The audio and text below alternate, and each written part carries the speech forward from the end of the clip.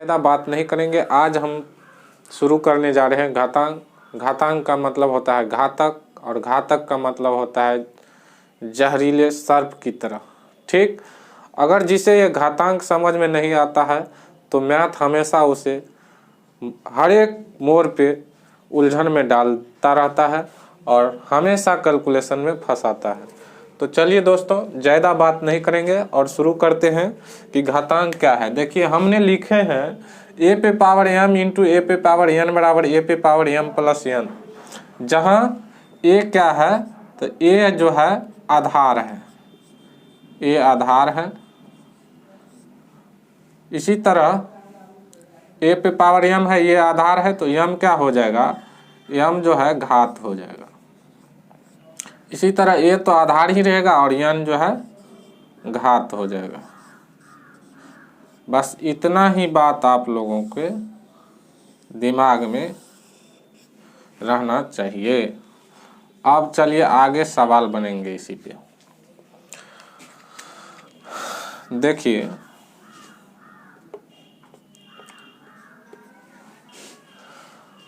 हम यहाँ लिख रहे हैं कि z पे पावर m इंटू z पे power n equal to what. क्या होगा, फटाफट आप लोग बोलिए। देखिए, यहाँ आधार सेम था तो पावर क्या हुआ, जुट गया। गुना में आधार सेम रहेगा, पावर जुटेगा। तो क्या करना है, आधार सेम है उसको पकड़ के रखेंगे, पावर को जोड़ देंगे m प्लस n, यही इसका आंसर हो जाएगा। ठीक, तो ज़्यादा कंफ्यूज नहीं होना है दोस्तों। अगर यहीं पे देखिए क्या रहता, यहीं पे पावर मान के चलिए रहता z पे पावर 6 और यहाँ रहता z पे पावर 3, तो हम क्या करते, z लिखते डायरेक्ट, क्योंकि आधार z है, z को रखते 6 प्लस 3 को जोड़ देते, 6 प्लस 3 इजकल टू कितना हो जाता, तो z पे पावर 6 3 9। किसी को कोई प्रॉब्लम समझने में नहीं होना चाहिए। तो चलिए इस तरह से आगे 2-4 प्रश्न लगातार हम बताते हैं, फिर अगला कॉन्सेप्ट बतलाएंगे। चलिए, पहला कि 3 पे पावर 2 इंटू 3 पे पावर 3 इजकल टू व्हाट। आप लोग देखिए और प्रैक्टिस कीजिएगा। छोटे छोटे बात को अगर समझ में नहीं रखिएगा तो आगे बहुत परेशानी करेगा। तो देखिए क्या हो जाएगा, यहाँ 3 और 3 देखिए आधार सेम है, 3 को रखेंगे, अब पावर 3 पे पावर 2 है, 2 को यहाँ जोड़ेंगे और 3 पावर 3 है तो 3 को भी जोड़ लेंगे। तो 3 पे पावर कितना हो जाएगा, 3 प्लस 2 5, 3 पे पावर 5 इसका आंसर होगा। किसी को कोई प्रॉब्लम नहीं होना चाहिए। इसी तरह से अगला 2 नंबर देखिए,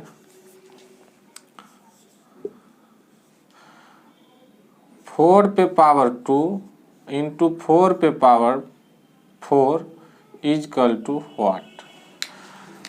आधार सेम है, बीच में गुना का चिन्ह है, तो पावर क्या होगा, जुट जाएगा। तो डायरेक्ट अब लिखेंगे 4 पे पावर 2 अब प्लस 4 इजकल टू 4 पे पावर 4 और 2 कितना हो जाएगा, 6 आंसर।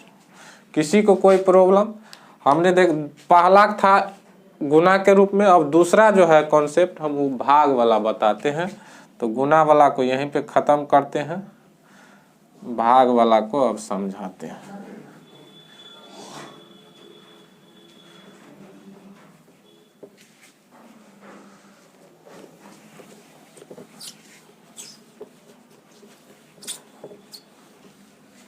चलिए देखिए, भाग के रूप में रहेगा तो क्या करेंगे,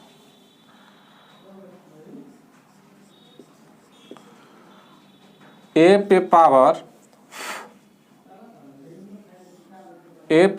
m अब बट्टा में ए पे पावर n रहेगा। तो क्या करना है, ए पे पावर n है, ये ए पे पावर m है, तो यहाँ भी सेम वही है। ये देखिए आधार से ए को लिखेंगे आधार,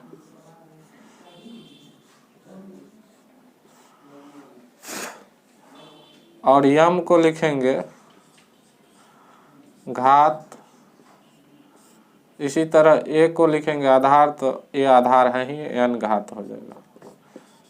n बराबर क्या हो जाएगा? घात। चलिए ये आधार लिखा है।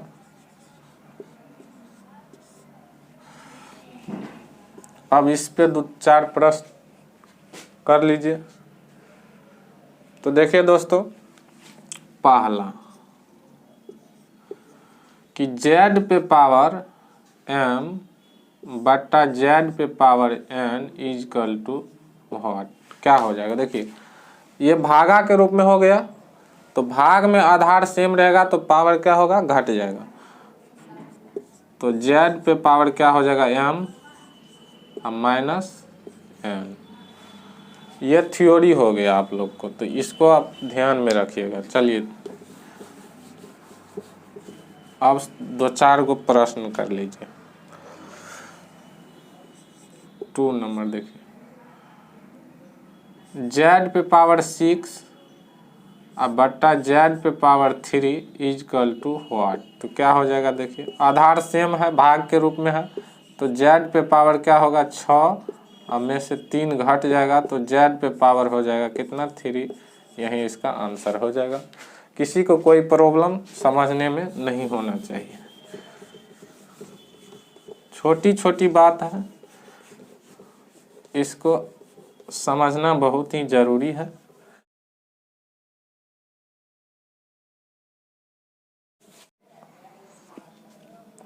देखिए दोस्तों 3 नंबर में अब है कि 3 पे पावर 6 बट्टा 3 पे पावर 3 इजकल टू व्हाट, तो क्या हो जाएगा? यहाँ आधार सेम है, भाग के रूप में है, तो 3 पे पावर 6 और माइनस 3 इजकल टू 3 पे पावर कितना हो जाएगा? 3 आंसर। और 3 पे पावर 3 को हम लिख सकते हैं कितना? 3 तिया 9 तिया 27, यानी इसका पूरा तोड़ेंगे तो 27 हो जाएगा। ठीक, किसी को कोई प्रॉब्लम नहीं होना चाहिए। देखिए दोस्तों बहुत ही मज़ेदार क्लास है, आप लोग ज़्यादा से ज़्यादा